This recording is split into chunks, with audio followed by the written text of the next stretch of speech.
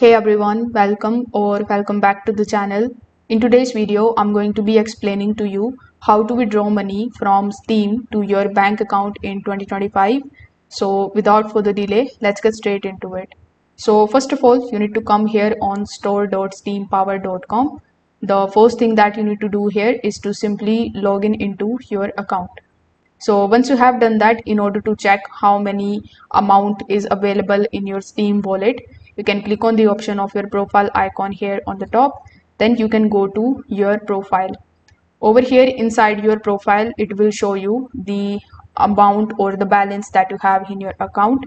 If you are not able to see it over here, you can separately search for store.steampower.com/steam account slash add funds. Over here, as you can see, we have the current balance option here in the top right hand corner of the screen.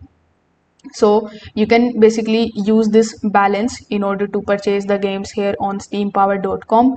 Steam doesn't let you cash out these in your bank account directly, so you cannot actually do it as of right now, but you can use it in order to purchase the games over here. So if you are interested in playing any of the games, you can just simply come here on the home page of Steam. Then you can use the search bar here on the top. You can search for your favorite theme like GTA 5 or any of the popular games. So you are also going to see some of the games that are on 90% discount, 50% discount, 40% discount. So whichever you like, you can just simply click over here. Then you can add the game in your cart.